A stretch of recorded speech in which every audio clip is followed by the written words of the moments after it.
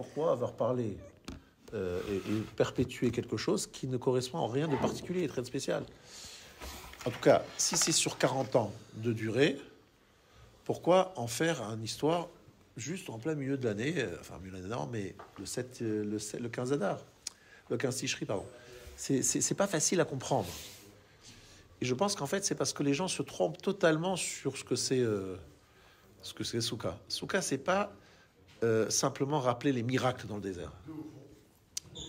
C'est que ces miracles sont révélateurs. Ces miracles sont révélateurs d'une situation exceptionnelle que nous aspirons de tous nos voeux. Lorsque vous êtes dans une cabane et dans un désert, vous êtes dans un lieu qui n'est pas un lieu. C'est pas un lieu, c'est pas un lieu d'habitation. Le désert, c'est pas un lieu d'habitation. Et une cabane, c'est provisoire et c'est précaire. Donc vous n'êtes pas installé. Vous êtes en transit. Vous êtes en voyage. Vous n'êtes pas chez vous. Vous êtes nulle part, en fait. Et c'est ça qui est intéressant. C'est-à-dire que lorsque l'homme se trouve dans un lieu qui n'est pas un lieu, eh bien, sa relation avec Hachem, avec le monde en général, est très différente.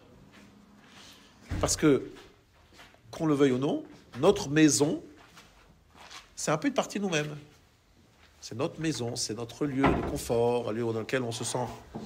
Et quelque part, ça nous coupe des fois de notre relation avec Hachem. Donc j'aime cette image que je donne depuis des années, qui n'a pas pris une ride d'après moi, toujours d'actualité. C'est l'idée du nourrisson. Le nourrisson, il est... Où ça, il est le nourrisson? Le nourrisson, il peut être posé... Sa mère peut être à New York ou à Paris, en Afrique ou en Asie. Pour le nourrisson, s'il avait une réponse à donner, s'il pouvait donner une réponse, il dirait « Je suis dans les bras d'Hachem ». Dans le bras, pardon, de ma mère. C'est pareil. Sa mère lui apporte tout, s'occupe de lui en tout. Il n'a qu'une adresse. Qu'une adresse, c'est sa maman. Elle lui donne le lait maternel. Elle lui change des couches. Elle s'occupe de tout ce dont il a besoin. Il crie, elle est là. Donc en fait, le nourrisson, il n'a pas de relation avec le monde autour de lui. Ce monde autour de lui ne l'intéresse pas. Ce qui l'intéresse, c'est sa mère. Et donc finalement, perpétuer Sukkot, c'est perpétuer une situation où le peuple juif est dans les bras d'Hachem. Puisqu'il n'est pas dans un lieu, il n'est pas dans une maison, il est dans une cabane ou dans des nuées, mais en tout cas, il est dans un lieu qui n'est pas un lieu. Donc s'il n'est pas dans un lieu, c'est quoi son repère? C'est pas sa maison, puisqu'il n'y a pas de maison. Donc son repère, c'est quoi? C'est Hachem. Et donc c'est ça qui est très important à comprendre à Sukkot. C'est pour ça que c'est pas une question, pourquoi est-ce qu'on perpétue les cabanes? Fête des cabanes, hein, en plus on appelle ça en France. La fête des cabanes. Chag HaSukkot. Oui, c'est bien traduit, la fête des cabanes. C'est pas des cabanes, c'était des nuées. Mais non, vous n'avez pas compris. Même lorsqu'on parle de nuées, ce qui compte, c'est pas le miracle nuée. C'est la situation que ça induit. Ça veut dire que c'est un lien, un monde qui n'est pas un monde, un lieu qui n'est pas un lieu, donc une relation avec Hachem qui est très particulière. Et pourquoi ça se passe à ce moment-là? C'est-à-dire à ce moment-là de l'année? Mais c'est très facile, c'est logique. Vraiment, je vous dis une explication simple, pas la peine de chercher des choses. Après, on peut aller dans les sodotes, mais d'abord, dans les choses simples, c'est Chag HaAsif, la fête où on récolte.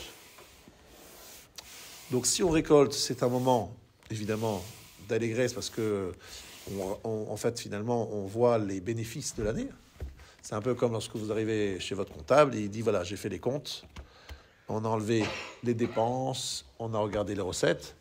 Vous êtes bénéficiaire. Et vous êtes très largement bénéficiaire. Donc il y a un moment où les comptes sont rendus aux différentes personnes qui ont des comptables. Et ce moment-là, c'est un moment de simcha, mais un moment quelque part de fierté. Ah, ça y est, je suis bon, hein, j'ai fait un beau chiffre d'affaires. Des beaux bénéfices. Bon, chiffre d'affaires, c'est pas un beau bénéfice. Et à ce moment-là, on est très fiers, c'est Chag HaAsif. Alors Kadosh Baruch Hu, à ce moment-là, on dit, rappelle-toi du désert, des cabanes et des machins. Mais c'est quoi? Mais c'est facile, c'est simple. Ne t'oublie pas, ne prends pas la grosse tête, ne fais pas comme si de rien n'était. C'est ça, c'est en fait, c'est ça ton vrai repère. Ce qui est véritablement ta force et ce qui va te donner les éléments qui vont te permettre de réussir dans la vie, c'est pas tes éléments et tes victoires matérielles. C'est ta relation avec Hachem. Plus elle est forte, plus tu seras dans une force. Si tu es éloigné, eh bien, même si tu as beaucoup d'argent, ça ne va pas te protéger de plein de choses. Donc ça, c'est un élément très important. Et c'est vraiment le pshat, hein, vraiment, il n'y a pas de... Maintenant, hein, c'est vrai qu'il y a beaucoup de rémazim sur la soukha. Et donc, si je vous pose une question, pourquoi ne pas avoir commémoré la manne et le puits? Parce qu'il y a eu man, BR et Anané à Kavod. Donc c'est ça la question que tout le monde pose. Là, il le cite au nom du Chida. Voilà. Man et BR. Lama lotzivanu Hashem yibar la sot lahem zecher. Pourquoi on n'a pas un rappel de la manne et du puits? Seulement les Anané Kavod. Il faudrait fêter tous les jours la manne. Alors, la manne, encore une fois, c'est comme les Anané à Kavod. Aussi, c'est tous les jours, parce que c'était pendant 40 ans, tu vois. C'était tous les jours pendant 40 ans, les Anané à Kavod. Comme la manne. Ça tombait tous les jours. La Anané à Kavod était là tout le temps, en permanence. Donc, donc c'est la même question, tu vois. Donc, c'est pourquoi ne pas avoir marqué ce grand miracle que représentait la manne? Si c'est vraiment une question de miracle, vous voyez. C'est pour ça que ça répond bien à ce que je viens d'expliquer. C'est pas le côté miraculeux qui est intéressant, c'est la situation d'être dans les bras d'Hachem. C'est ça que j'ai expliqué plusieurs fois déjà dans les années qui ont passé.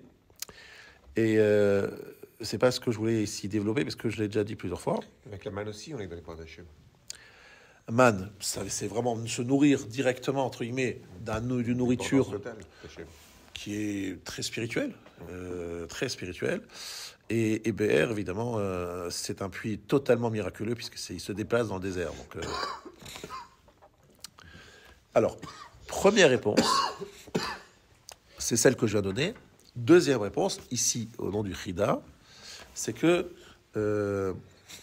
il faut savoir que le Erev Rav était exclu uniquement du Hanan.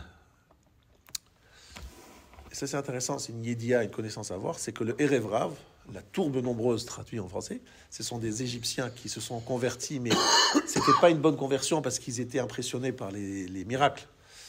Donc c'est vrai, pas une vraie adhésion. Ils avaient droit de manger la manne. Ils avaient droit de prendre de l'eau du puits. Par contre, ils étaient exclus des Anané à Kavod.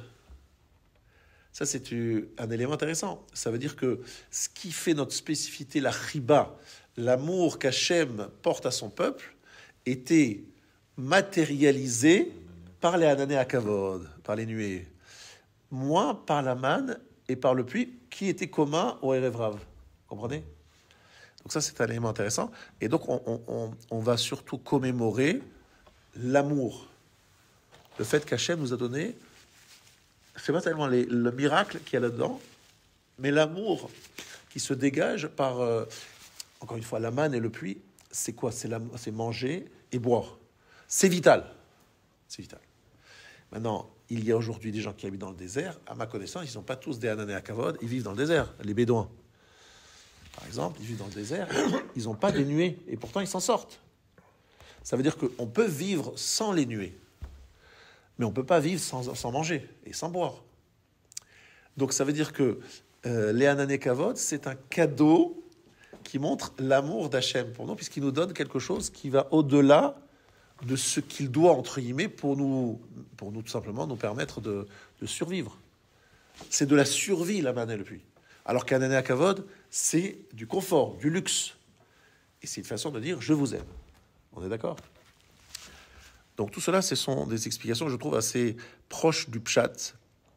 Et je vous rappelle une phrase que nous entendrons souvent sans doute pendant les fêtes de Sukkot, c'est le man yedu dorotechem ki ba Sukkot o shavti, afin que vos générations sachent que j'ai installé les Juifs dans les Sukkot.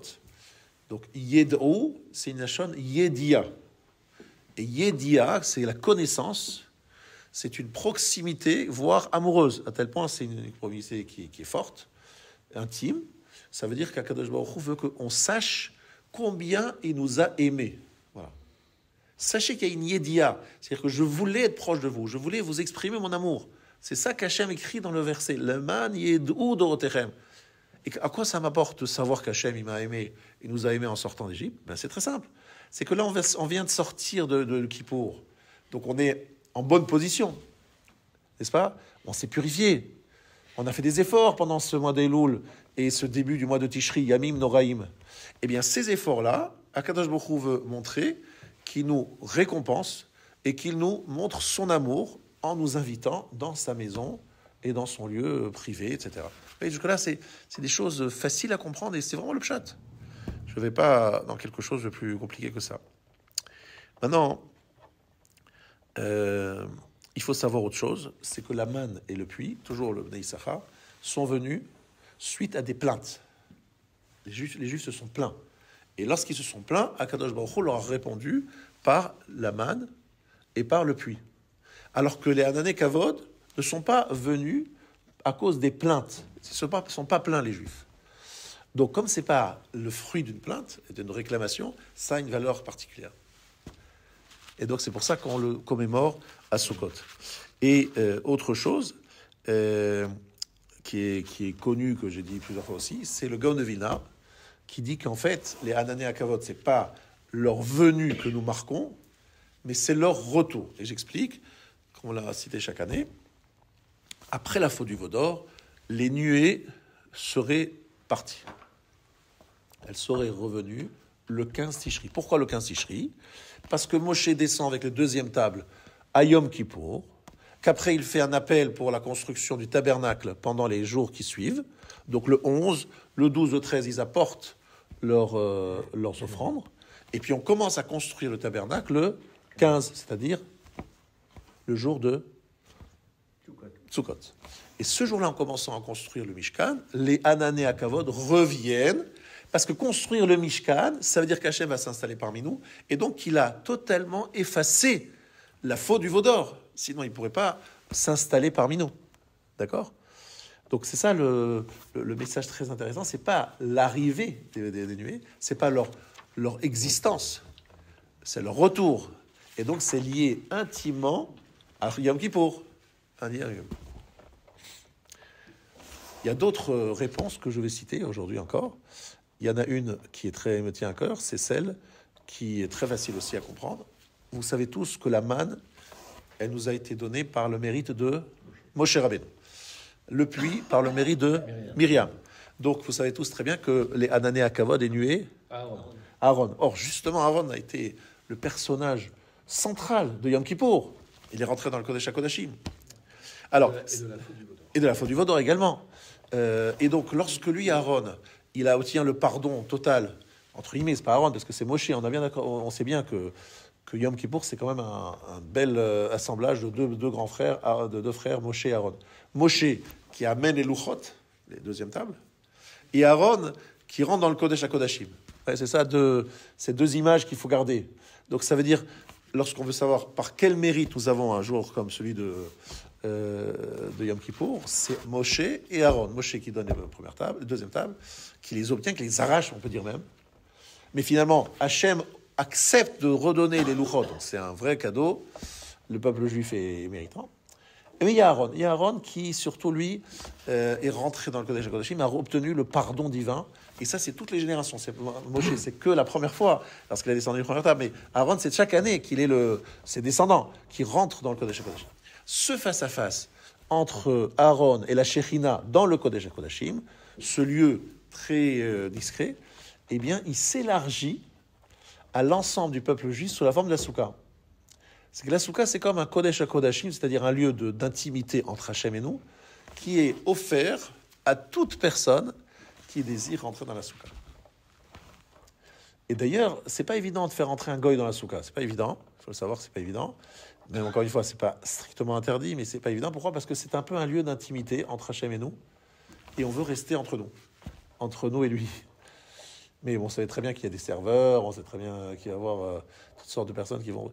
Mais ce que je veux dire, c'est que c'est un moment d'intimité, comme d'ailleurs un Pessah, c'est aussi un moment d'intimité. Voilà, exactement. En fait, c'est quelque chose d'intime, de fort entre nous. Et donc, quelque part, Sukkot, ça représente ça. Et donc... Voilà, alors très bien. Alors pendant Sukkot, on a une ouverture vers le monde universel, comme vous dites, pour apporter des sacrifices expiatoires pour les 70 nations. C'est les 70 taureaux qu'on aborte. Mais effectivement, ça c'est nous qui pensons Goïm, et encore une fois, ils ont droit, hein, les Goïm, de monter à Jérusalem. Mais la Souka, c'est un lieu où Hachem dit, voilà, vous qui avez passé Yom Kippour, vous qui vous êtes purifiés, vous qui êtes différents d'hier, je vous invite dans ma maison. On appelle ça Yom Khatunato, hein, sur Kippour. Le jour de la Khatuna, du mariage. C'est dit ça à propos de Yom Kippour, qui sont les deuxièmes tables. Donc c'est un Khatuna, c'est Yom Khatuna. Donc il y a un Choupa. Après la Choupa, il y a la chambre où le couple se retrouve. Eh bien, la chambre où le couple se retrouve, c'est Sukkot. Le Mishkan, c'est pas à Nissan? Alors, très clairement, tu as raison. Le Mishkan, il a été monté pour la première fois, inauguré en Nissan, tout à fait, Rosh Chodesh Nissan. Mais les dons ont été faits entre le 10, 11 Tishri et le 14. Et le début du travail, hein, tu as raison, c'est pas l'inauguration, c'est le travail. Et il a été terminé d'ailleurs à Hanouka. Il est resté dans les boîtes, entre guillemets, dans les cartons, jusqu'à Rosh Chodesh Nissan. C'est ça l'organisation. Kippour, c'est le mikvé, et la souka, c'est la chambre nuptiale. Exactement, bravo, Khazak, c'est une idée que je vais pas penser. On dit que Yom Kippour ressemble à un mikvé, donc on se trempe dans le mikvé. C'est qui se trempe dans le mikvé? Chaque juif.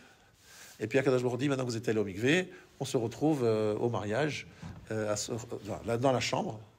Donc c'est la choupa. Et ben, c'est pas la choupa, c'est plus que la choupa. C'est le lieu de... Voilà. Et c'est pour cela d'ailleurs que, bizarrement, dans une souka, un couple peut se retrouver. Très intéressant. Dans une souka, ce serait permis. C'est un peu compliqué à organiser. Mais si quelqu'un pouvait être seul dans sa souka, avec sa femme, c'est tout à fait recommandé de vivre dans la souka comme on vit à la maison. Ce qu'on fait à la maison, on fait dans la souka. C'est-à-dire, les choses intimes qu'on fait à la maison, on les fait dans la souka. Sauf une chose qu'on doit enlever et qui est fait à la maison, c'est tout ce qui est tashmish bazouille, c'est-à-dire utilisation de mépris, utilisation qui n'est pas comme Khoubedet, par exemple. Il y a des poubelles dans la maison. Dans la souka, on sort les poubelles. D'accord. On essaye d'éviter aussi d'avoir dans la souka des casseroles. On prend des soupières, des choses comme ça qui sont belles. Bref, on essaie d'éviter dans la souka des choses qui ne sont pas... Voilà. Yom Hadonato, c'est le premier jour de... Alors, Yom Khatonato, c'est sur le Matan Luchot Shniot, le jour de Yom Kippour, où on a reçu les deuxièmes tables. Et donc, c'est le début du mariage, etc. Donc, c'est intéressant. On va au Hachem, les choses sont comprises avec les années. Je vous dis les choses de façon après des années de travail. Il y a plusieurs avis. Mais ces différentes réponses que je viens de donner sont tous on va dire, se complètent.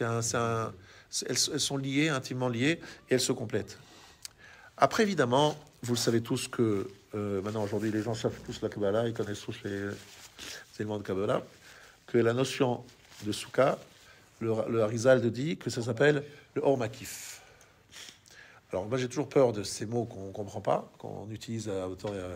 mais c'est très intéressant, parce que si on le compare avec les Kiddushin, ce qui est le cas, c'est très intéressant. Pourquoi? Parce que Or Makif, c'est un peu ce que donne le Khatan à Sakala, qui essaye d'inspirer, c'est ce qu'on appelle le Or Makif. C'est quoi le Or Makif? La lumière qui entoure. Alors c'est vrai qu'elles sont des hakafot, on en parle beaucoup à Sukkot, mais le Or Makif, je voudrais vraiment l'expliquer de la façon suivante, c'est que lorsque vous vous mettez dans une ambiance, on va dire, positive, et vous mettez dans un milieu, voilà, vous essayez de trouver, par exemple,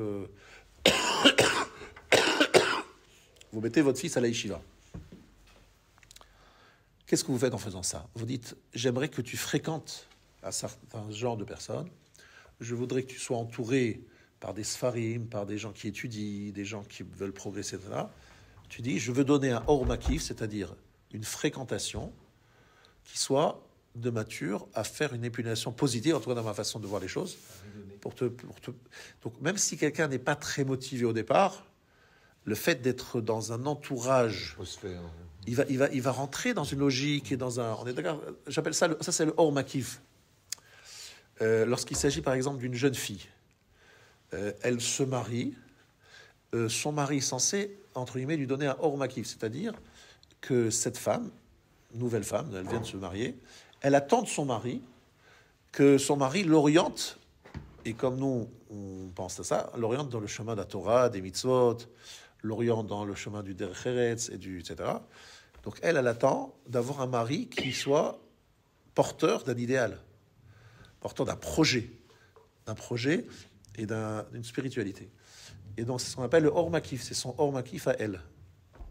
Donc ce qu'il donne les Kiddushin, il dit voilà, interdiction d'aller avec aucun autre homme. Dès qu'elle reçoit les Kiddushin, à l'époque c'était pas en même temps que les Nisuin, donc c'était Arayat Mekudeshet, Li, tu mets consacré. Li c'est combien en valeur numérique? Lamed c'est 30, Yud c'est 10, ça fait 40. C'est exactement ce qui s'est passé depuis Rosh Chodesh Elul jusqu'à Yom Kippour. Akadosh Baruch Hu nous demande Arayat Mekudeshet Li, c'est-à-dire tu m'as donné 1 mois et 10 jours à moi. Et donc de ce fait, tu es transformé et je veux que tu aies mis de côté d'autres valeurs de la vie que tu me consacres à moi. Magnifique. Une fois qu'on a fait les Kiddushin, qu'est-ce qui fait quelle est la prochaine étape une fois qu'on a fait les Kiddushin? Les Nisuin. Alors aujourd'hui, ça se fait en même temps parce qu'on est sur la Choupa. Nous, notre Choupa, c'est la Souka. Donc, Akadosh Baruch Hu nous dit, je vous invite chez moi, rentrez dans ma Souka, ou Fros Aleinu, Souka Shlomecha. Nous, on marque cela dans la Choupa, soit parce qu'il y a la Choupa, soit il y a le talit que le Khatan met sur sa kala. Mais pourquoi? Parce qu'il a déjà fait les Kiddushin, donc il passe après au Nisuin. Donc on est vraiment dans une image très, très forte de Nisuin après les Kiddushin. Arayat Mekudeshet Li, puis après, tu deviens ma femme dans la Souka. Sauf que la Souka, du fait qu'elle doit être constituée ce lien privilégié de relation avec Hachem, elle nous rappelle ce qui se passait dans le désert. Dans le désert, les gens, ils n'avaient pas de maison à défendre, ils n'avaient pas de biens. J'ai oublié d'insister sur le fait qu'ils n'avaient pas de maison, c'est vrai, parce qu'ils étaient dans le désert, mais ils n'ont aussi pas de métier, quoi, ils n'ont pas de travail. Qu'est-ce qui fait qu'une personne, aujourd'hui, se lève en disant « Ah, je suis quelqu'un. Alors, j'ai une maison, une belle maison, une maison agréable, etc. J'ai un poste, je vais dans un bureau, je suis dans un bureau, j'ai le nom de ma société, ou si je suis employé, je suis quelqu'un, quoi. J'ai une maison et j'ai un poste, j'ai un travail qui me donne une certaine reconnaissance matérielle. Mais si j'ai ni l'un ni l'autre, j'ai quoi alors? Ben, j'ai la synagogue. Mais la synagogue, c'est pas un lieu d'habitation, c'est un lieu d'études, de prière. Non. La synagogue, ben, c'est toute ma vie parce que j'ai plus rien. J'ai plus de métier et j'ai plus de maison. Je suis Airbnb ou je suis dans une location, etc., très, très précaire. Je sais plus vraiment, j'ai pas vraiment de maison. Donc, quelqu'un qui est dans cette situation-là, SDF. comme un SDF, voilà, exactement, on le met. On devient SDF. Vous voyez ce que je veux dire? C'est qu'à Sukkot, Akadosh Baruch Hu nous dit sors de ce qui fait en général de ta fierté, quoi. Et tu dis voilà, maintenant ça y est, le repère c'est une souka. Mais si j'invite quelqu'un dans ma souka, il va dire mais c'est quoi une souka? Ça protège pas du soleil s'il fait très chaud et ça protège pas de la pluie. C'est quoi cette souka? Non, je suis dans le HM, machin, se raconter une histoire de. C'est qu'en fait, si vous réfléchissez bien, pour moi, la souka, c'est un prolongement du Beth Midrash. Toute l'année, on va au Beth Midrash, puis après, on rentre chez nous. Là, on rentre pas chez nous, on rentre dans la souka. Finalement, c'est le prolongement du Beth Midrash. C'est un lieu de présence d'Hachem, mais qu'on a pu exporter dans nos différentes maisons. Vous comprenez?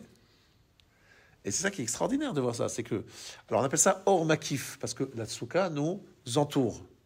Et lorsqu'on prend le lulav, on pense à un Or Pnimi, cette lumière interne, parce que le lulav, c'est le lien de jonction entre l'hypophyse et les organes génitaux, d'accord, masculins. On sait très bien que pour qu'un homme ait une relation avec une femme, il faut qu'il y ait un message qui passe de la tête, etc. Le lulav et la shidra, représente la colonne vertébrale. Et donc, c'est ce qui fait le lien entre le cerveau et les parties les plus basses. Et c'est une façon de dire j'ai un or pnimi, c'est-à-dire là on parle de ce qui est en nous, alors qu'avant on parlait de notre environnement. Du fait qu'on a des sorties de Kippour et qu'on a purifié tout ce que nous sommes, nous continuons, nous allons persévérer et surtout augmenter et intensifier notre relation avec Hachem à travers un or makif et un or pnimi. Or pnimi c'est l'oulav et or makif c'est la souka. Vous comprenez? Pourquoi le lulav? Parce que le lulav est censé être pour moi une sorte de message. C'est pour ça qu'il y a 4 espèces, comme le tétragramme, Yud Ke Vav Ke. Vous savez tous que dans la Kabbalah, Yud Ke Vav Ke, c'est le nom de la Or Pnimi. Elohim, c'est le Or Makif. Et vous savez tous que lorsqu'on associe Yud Ke Vav Ke, c'est 26, plus Elohim, c'est combien? Non, Elohim. Elohim, pardon? Elohim, c'est 86, et tu ajoutes à 26.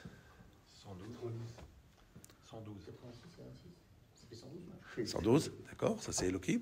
Et si vous prenez Adoshem, c'est-à-dire la façon dont l'Yud Ke Vav Ke est écrite et la façon dont il est prononcé, Aleph, Dalet, Non, Yud, 65 plus 26, ça fait 91, c'est la valeur numérique du mot Souka. Ça veut dire Yud Ke Vav Ke tel qu'il est écrit, donc Yud Ke Vav Ke 26, tel qu'il est prononcé Ad, Aleph, Dalet, Non, Yud, ça fait 65. 65 plus 26, ça fait 91. C'est la valeur numérique du mot Souka, et c'est la valeur numérique du mot Tse. C'est sort. Sadik, Aleph. Et c'est le fameux mismor de Teilim, tu sais, qu'il faudrait expliquer le 91 qui est l'échelle de cette période. Bon, bref, en tout cas, ce que je veux dire, c'est que ce qui est très intéressant ici, après, puis, si on peut dire un peu Kabbalah, la Kabbalah très, un peu de light, base, pour les nuls, quoi. Kabbalah pour les nuls. On va dire qu'en fait, il y a une sorte de volonté d'associer dans la Souka 2 choses. Yud Ke Vav Ke, c'est celui qui a créé le monde. Aleph Dalet Yud, c'est le patron. Ça veut dire que j'associe ces 2 dimensions d'Hachem, celui qui a permis au monde d'exister et celui qui le dirige, Adoshem, Aleph Dalet Yud, c'est mon maître, mon patron. Adon, c'est le patron. Donc j'associe les 2 éléments. Ça veut dire quoi? Ça veut dire que je me rends compte que celui qui est à l'origine de la création du monde, ce qui est l'origine de et la réalité que j'ai quotidiennement, elles sont vraiment en symbiose. Yud Ke Vav Ke et Aleph Dalet Non Yud. C'est en symbiose. Et c'est très intéressant de voir cette symbiose entre Yud Ke Vav Ke et Aleph Dalet Non Yud, c'est-à-dire de marquer notre capacité à associer Hachem et le fait qu'il soit mon maître au quotidien. La capacité de vivre avec Hachem au quotidien. Donc je reviens à l'histoire du nourrisson qui est dans les bras d'Hachem. Yud Ke Vav Ke plus Aleph Dalet Non Yud. C'est une façon de dire l'être suprême, tétragramme, associé à mon patron, c'est-à-dire celui qui m'oriente au quotidien, sont associés. Et je reviens à 91, je sors de chez moi. C'est Souka. On le retrouve dans les lettres extérieures et les lettres intérieures. Bravo. Alors bravo, ça c'est un mot très important. Je vais l'expliquer maintenant. Dans quelques instants, oui, Gabriel. Je sors de chez moi pour aller dans les bras d'Hachem, comme le nourrisson. Je sors de mes repères anciens qui étaient mon adresse et le lieu où je travaille. Lorsque vous demandez à quelqu'un votre lieu de travail, s'il vous plaît, et votre adresse personnelle. Voilà, c'est comme ça qu'on nous pose comme question dans les questionnaires administratifs. Akadosh Baruch Hu nous dit, alors, ton lieu de travail, on va revoir la souka, c'est prier pour la pluie. On sait très bien qu'à Soukot, c'est la notion de chag, c'est Nissou Hamaim. C'est-à-dire, en fait, tu as rien pour l'instant, il va falloir obtenir la parnassa pour l'année. C'est une prière pour la parnassa, on est jugé sur le lot. Donc la parnassa, entre autres, et il faudrait expliquer pourquoi à Yom Kippour, on en a déjà parlé, et à Rosh Hashanah, et à Sukkot, mais ça, je ne peux pas expliquer tout dans un seul shiur. Mais c'est vrai qu'il y a une notion de din sur l'eau, un jugement sur l'eau. Mais donc c'est la parnassa, je suis dans un lieu précaire, et en même temps, c'est ça qui est très intéressant, le mot souka commence par un samer, termine par un hé. C'est 65. Et au milieu, tu as chavav, 26. 65 sur les côtés et chavav au milieu. Chavav, c'est or makipinimi et samerché, c'est or makif. C'est mon patron. C'est mon patron, mais je vis quelque chose d'intime avec lui, 26. Parce que 26, c'est 13 plus 13. C'est echad et echad. C'est quelqu'un, c'est echad et echad qui se réunissent. Après, vous avez compris, je pense, de quoi on parle. Maintenant, Rabotai, je continue toujours sur le Bnei Issachar. Je suis j'ai un peu débordé Bnei Issachar. Je sais pas, mais je me suis inspiré, mais il y a d'autres choses qui ne sont pas écrites ici. Mais en revenant sur le Lulav, je voudrais continuer en parlant de ces 4 espèces qui, vous le savez, sont des espèces qui sont appelées Charbit Hamelech. Ça, c'est un sujet très intéressant. Il y a sur chaque plante un sar, c'est-à-dire un prince, un ministre qui dirige. Il y a sur le loulav, Etrog, Hadas et Arava, une exception. Et cette exception-là, Botaï, cette exception loulav, Hadas, Arava, elle est dire qu'il n'y a pas de sar, il n'y a pas de maître, il n'y a pas de... C'est directement sur Hachem. Qu'est-ce que ça veut dire exactement? Je ne sais pas. Ce qui est sûr, c'est que ce que j'ai lu et qui est rapporté ici, c'est que c'est comme le sceptre du roi. Si vous voyez quelqu'un jouer avec le sceptre du roi, qu'est-ce que vous dites? Vous dites celui-là, il est passible de la peine de mort. C'est un crime de lèse-majesté. Ça, c'est pas un élément avec lequel on joue. On peut pas jouer avec ça. La seule personne qui peut jouer avec le sceptre du roi, c'est le fils du roi ou le petit-fils du roi, c'est-à-dire un enfant royal, qui est de sang royal. Celui-là, on peut le voir se manipuler le sceptre et ne pas être mis à mort. Donc en clair, c'est passé de la dimension de Malkenu à Avinu. Si nous prenons le loulav, c'est que nous avons un statut de fils. Parce que qui nous permet d'utiliser le sceptre du roi, ce qui est sous l'autorité directe du roi, c'est uniquement parce que nous sommes les fils. Et donc, en tant que fils, Akadosh Baruch Hu dit, ouais, mes enfants, je vais faire, je vais jouer.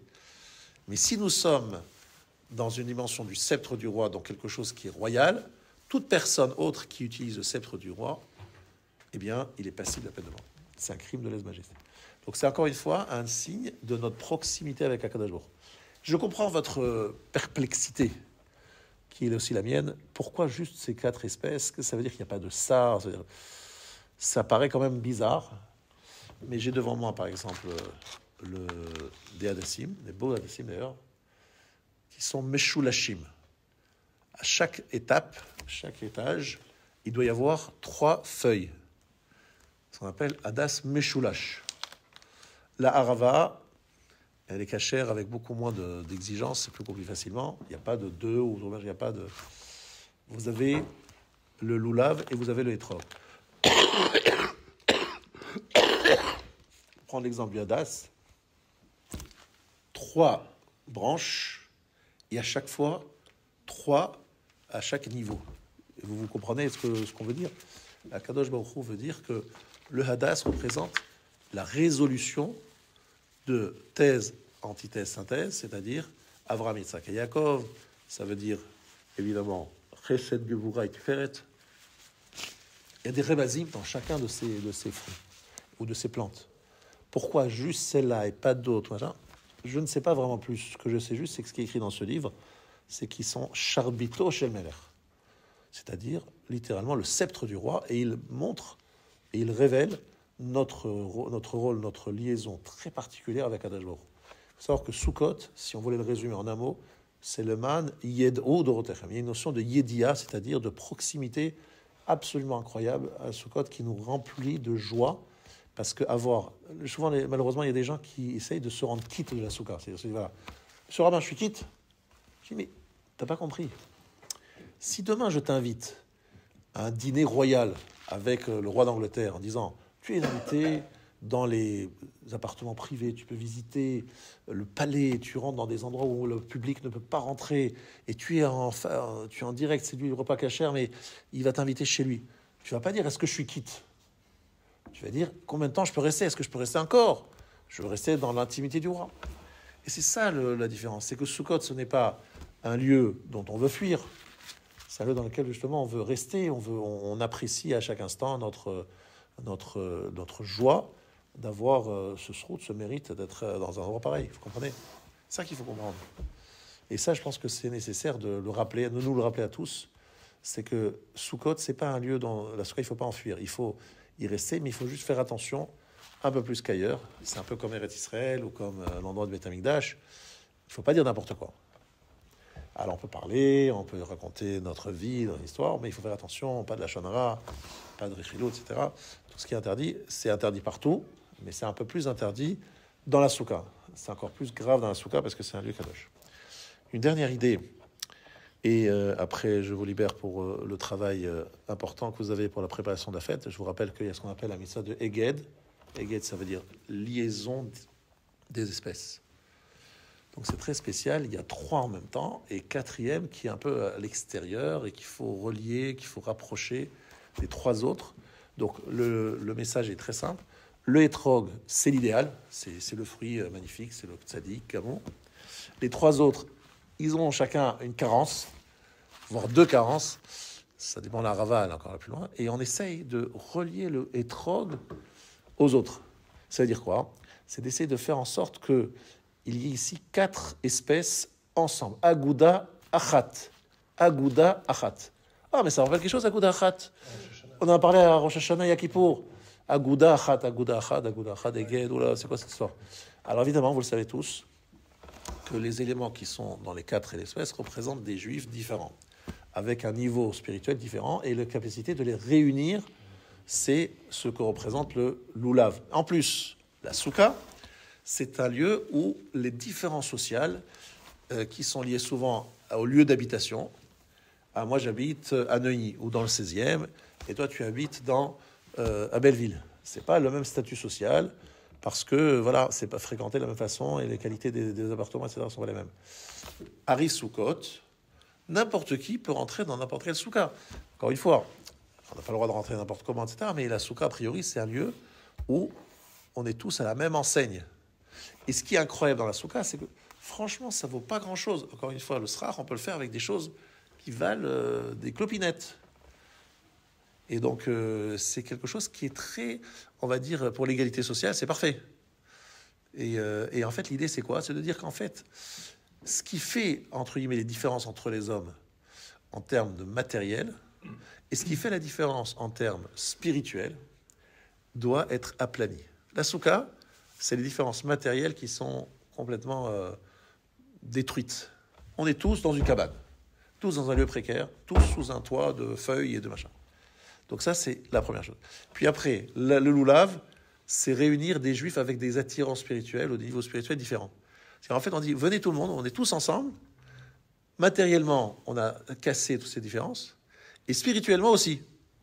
Donc finalement, on a créé une réunion incroyable de tout le clan d'Israël à travers la fête de Sukkot, qu'on avait déjà voulu faire à Rosh Hashanah, à Kippour. Puisqu'à Kippour, on a dit, tout le monde est les bienvenus. Tout le monde est venu, même des gens loin de la Torah, qu'on voit jamais, qui ont peut-être des fois des portables qui sonnent pendant Kippour. Ils essayent de ne pas oublier de les mettre sous silencieux. Eh bien, ils sont les bienvenus. Ah ouais, mais d'habitude, on les regarde. Mais non, au contraire, ils sont les bienvenus. Pourquoi? Parce qu'en fait, cette capacité qu'on a expliqué plusieurs fois, c'est d'associer le 11e, qui est le Chelbena, aux 10 ingrédients des Ketoret. C'est la gage de la réussite de Kippour. C'est de savoir intégrer des gens qui sont différents. Donc, à Sukkot, ça continue ce thème, parce qu'il faut que le juif comprenne que le hétrog, il doit rentrer en contact avec les trois autres. C'est-à-dire que le hétrog, il doit être mashpia. Il n'est pas le même, il est à part, mais il faut le coller aux trois autres pour leur dire, attendez, prenez exemple sur le hétrog. Soyez ambitieux spirituellement parlant en regardant l'hétrog. C'est en mettant ensemble des gens, faire avancer ceux qui sont moins avancés grâce à l'exemple de ceux qui le sont plus. Et on voit ça dans la Souka. On se réunit, des gens très différents qu'on ne voit pas toujours toute l'année. On les voit, on les trucs, on a cette notion du loulav. C'est un lieu, un moment de partage, de réunion, etc., à tous les niveaux. Et c'est pour ça que c'est très important de le noter, parce que ça procède de la dimension du 7e mois, qui est le mois de Tishri. 7e mois, 7 c'est toujours un chiffre très particulier, le mois de Nissan étant le premier. Le 7 est un lieu, c'est un moment, c'est un lieu, c'est un jour de réunion. Le Shabbat, c'est le 7e jour, et le mois de Tishri, c'est le 7e mois. Et c'est le moment où justement on essaye de réunir. Pourquoi? Parce que d'après la Kabbalah encore, le chiffre 7, c'est la dimension de Malchut, de la royauté, et que devant le roi Hachem, il n'y a pas de différence. Tu es le sujet du roi, moi je suis le sujet du roi, on est tous des sujets du roi. À part quelques ministres, on est tous des sujets du roi. Donc on est la même enseigne par rapport à Hachem. On est censé être ses sujets. Donc si quelqu'un, on va dire, rejette un des sujets du roi, le roi peut dire, attendez, c'est mon sujet, ça c'est un de mes serviteurs, comment tu te conduis avec lui? C'est-à-dire qu'il faut montrer que la Malchut Shamaim aplanie, fait sauter les différences qu'il peut y avoir entre les êtres humains. On est tous là pour un même but, servir Hachem. Donc, quelle différence entre lui et moi? Lui, il sert Hachem de sa façon parce qu'il est un peu plus loin de la Torah. Moi, à ma façon, mais on est tous dans la même direction. Et c'est en allant vers tous dans la même direction qu'on est vraiment dans l'union. C'est la dimension du 7 qui est la dimension de Malchut. Voilà ce que je voulais vous donner comme quelques enseignements ce matin, en vous souhaitant tous un Chag Sameach, une très très bonne fête, et qu'on soit bémet, on réussisse bien à vivre ensemble cette fête, dans la concorde et dans le shalom.